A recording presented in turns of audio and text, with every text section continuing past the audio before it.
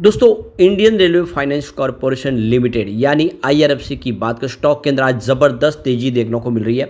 पिछले 9-10 trading session के बाद आखिरकार फाइनली फिर से खरीदारी लौट के आई है और इसके पीछे वजह है बजट में रेलवे सेक्टर के लिए ऐलान। काफ़ी लोगों ने भ्रम भी फैलाया कि इस बार बजट में रेलवे को जगह नहीं दी गई है और इसके पीछे वजह ये रही कि हमारे फाइनेंस मिनिस्टर ने जो अपना बजट भाषण दिया था उसमें रेलवे सेक्टर के बारे में ज़्यादा बातचीत नहीं की, लेकिन इसके उलट अगर आप देखें तो बजट को बढ़ाया गया है और इसी वजह से यहाँ पे तेज़ी की संभावना बन रही है। तो आज बड़े फंड हाउस जम के खरीदारी कर रहे हैं।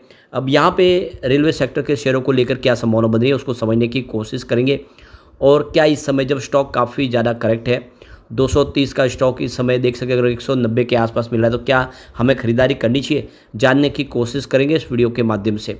लेकिन फ्रेंड, उससे पहले अगर आप पहली बार हमारे चैनल पे आए तो चैनल को सब्सक्राइब कर दीजिए, एक बेल आइकॉन दबा दीजिए ताकि जब भी नया वीडियो बने पहला नोटिफिकेशन आपको मिले। वीडियो पसंद आए तो लाइक से जरूर कीजिए। चलो फ्रेंड्स, वीडियो स्टार्ट करते हैं। मैं हूँ आपका दोस्त एस.पी. दवे और हमारे अपने चैनल ऑनलाइन कमाई में आपका बहुत बहुत स्वागत है।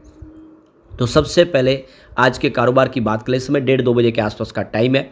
स्टॉक की शुरुआत पॉजिटिव हुई 185 पर, क्लोजिंग थी फ्राइडे की 183 के आसपास और देख सकते हो कि इंट्राडे में 184 का लो बना, यानी स्टॉक के अंदर बिल्कुल गिरावट नहीं हुई, लेकिन निचले लेवल से खरीदारी का मौका मिला और इस मौके का फ़ायदा उठा के बड़े फंड हाउस ने जम के खरीदारी शुरू की। इस वजह से 193 का आज हाई बन गया और इस समय स्टॉक बिल्कुल ऊपरी प्राइस के आसपास है, 192 के आसपास है।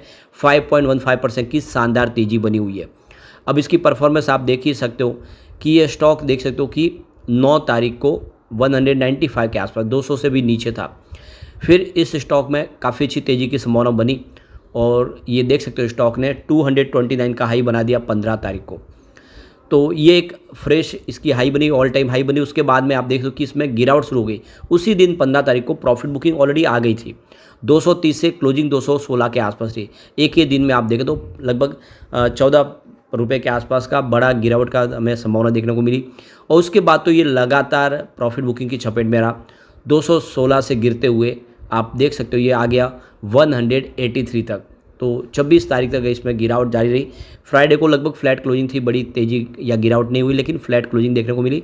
परंतु ये जो गिरावट थी थम चुकी है क्योंकि पिछले 9 ट्रेडिंग सेशन से इसमें लगातार गिरावट हुई थी और 230 से स्टॉक ऑलरेडी 180 के आसपास आ गया था और ऐसे में प्रॉफिट बुकिंग पूरी हो चुकी है और यहाँ से एक फ्रेश खरीदारी की संभावना बन रही है। अब यहाँ से एक नई रैली की शुरुआत हो सकती है। आज काफ़ी अच्छा प्रदर्शन किया है, वॉल्यूम में भी काफ़ी अच्छी वृद्धि देखने को मिल रही है। पिछले 1 महीने पहले इसका 12 करोड़ का वॉल्यूम था, 3 करोड़ की डिलीवरी उठाई गई थी। 1 वीक पहले 9 करोड़ का वॉल्यूम हुआ था, सामने 3 करोड़ की डिलीवरी उठाई गई थी और देख सकते हो कि यहाँ पे वॉल्यूम फ्राइडे को 6 करोड़ का था, 2 करोड़ की डिलीवरी उठाई गई थी, यानी वॉल्यूम थोड़ा सा कम हुआ था फ्राइडे को ज़रूर, लेकिन आज 1:30 बजे के पहले ही 7 करोड़ का ज़बरदस्त वॉल्यूम हो चुका है, यानी वॉल्यूम बढ़ने की पूरी उम्मीद है अभी इस समय। तो आईआरएफसी, आरवीएनएल, इरकॉन जैसे शेयर आज काफ़ी अच्छा प्रदर्शन कर रहे थे। रेलवे के शेयरों में फिर से करंट लौट के आया और काफ़ी बेहतर प्रदर्शन कर रहे हैं। तो रेलवे पीएसयू स्टॉक ने आज अच्छा प्रदर्शन किया, 4% के आसपास की सब में तेजी देखने को मिल रही है। आरवीएनएल की बात करें तो 3.96% की तेजी के साथ 574 के आसपास है। इसके अलावा IRFC, IRCON international, Titagarh rail system में भी ज़बरदस्त तेज़ी बनी हुई है। तो देख सकते हो कि रेल विकास निगम लिमिटेड जो काफ़ी दिनों से गिरावट की चपेट में, फाइनली आज इसमें 4% की तेज़ी और स्टॉक 574 के आसपास दिख रहा है। आईआरएफसी की बात करें तो इसमें भी 4% के आसपास और इस समय तो 5% के आसपास की तेज़ी देखने को मिल रही है। इरकॉन इंटरनेशनल की बात करें 285 के आसपास स्टॉक है, जहाँ पे 3.80% की तेज़ी है। टिटागढ़ रेल सिस्टम की बात करें 4.46% की शानदार तेज़ी के साथ 1682 के आसपास ट्रेड करता हुआ दिखाई देगा। तो यहाँ पे देख लो कि ये जो रैली बने इसके पीछे वजह कि पिछले कुछ दिनों में यहाँ पे ज़बरदस्त बिकवाली का दौर शुरू हुआ और उसके पीछे रेलवे बजट के लिए जो स्पेशल कोई अनाउंसमेंट नहीं हुई बजट के भाषण के दौरान, उसी वजह से यहाँ पे लोगों ने बिकवाली शुरू की।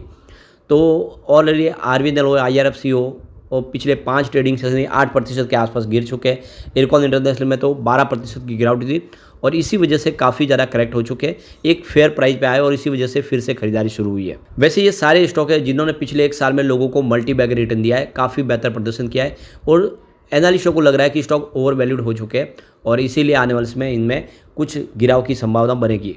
तो जो रेलवे के शेयरों में फिर से तेज़ी का दौर शुरू है, इसके पीछे वजह है कि गवर्नमेंट रेलवे इंफ्रास्ट्रक्चर के लिए जो आगे ऐलान कर चुके हैं वो आगे भी जारी रहेगी और कुछ आने वाले समय और फैसले भी लिए जा सकते हैं।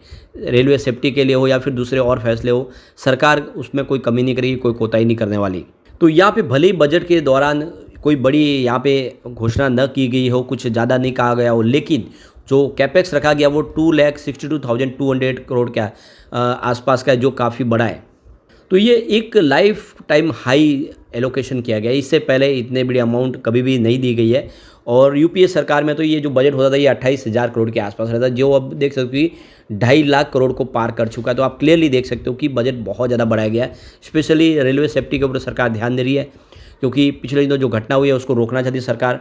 आने वाले समय रेलवे सेफ्टी के लिए और बड़े फैसले लिए जाएंगे। और ये हमारे रेलवे मिनिस्टर अश्विनी वैष्णव की तरफ से कहा गया है कि जो थर्ड टर्म है रेलवे सेफ्टी के ऊपर खास फोकस रखा जाएगा। इसके अलावा अगर आप देखें तो इसमें आप करीब 1,08,795 करोड़ का सेफ्टी के ऊपर ही खर्च होना है।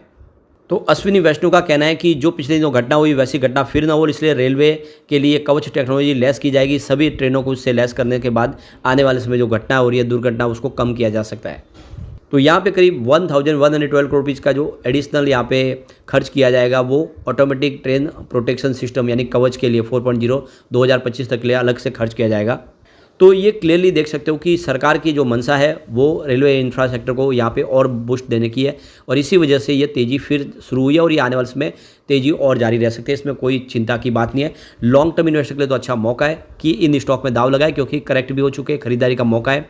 अब जो बड़ी डील हुई है उनका क्या हिस्सा वो देख लेते हैं। तो सुबह 10:12 पर 189 की प्राइस से 3,08,000 शेयरों की शानदार खरीदारी हुई, और उसके बाद 10:16 पर 190 की प्राइस से 5,28,000 शेयरों की एक प्रॉफिट बुकिंग हुई।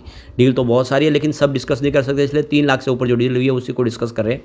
फिर 11:20 पर 190 की प्राइस से 3,29,000 शेयरों की एक शानदार खरीदारी हुई। तो 11:25 पर 190 की प्राइस से 4,14,000 शेयरों की फिर से खरीदारी हुई। तो 11:56 पर 189 की प्राइस से 3,07,000 शेयरों की एक बिकवाली हुई। उसके बाद 12:54 पर 191 की प्राइस से 3,15,000 शेयरों की एक शानदार खरीदारी हुई। तो फिर 1 बजे 192 की प्राइस से 3,48,000 शेयरों की एक खरीदारी और हुई। तो क्लियरली देख सकते हो कि बिकवाली जरूर है, यहाँ पे कुछ प्रॉफिट बुकिंग हो रही है, लेकिन जो डील है वो ज़्यादा खरीदारी की है और इसी वजह से तेज़ी का वातावरण बन रहा है और आने वाले समय बेहतर प्रदर्शन हो सकता है। अब एक बार हम इसके पिवट लेवल के माध्यम से समझ लेते हैं कि गिरावट का दौर शुरू हो जाता है तो स्टॉक कहाँ तक जा सकता है और तेज़ी में यह कहाँ तक जा सकता है। तो यहाँ से अगर गिरावट होती है तो 161 का पहला सपोर्ट है। बहुत भारी गिरावट शुरू होती है तो 140 तक भी जा सकता है, जो उसका सेकंड सपोर्ट है। गिरावट का दौर और जारी रहा तो फिर 116 तक भी जा सकता है, जो तीसरा सपोर्ट है। यानी तभी पॉसिबल है जो बाजार में बहुत भारी गिरावट हो, हैवी प्रॉफिट बुकिंग शुरू हो जाए।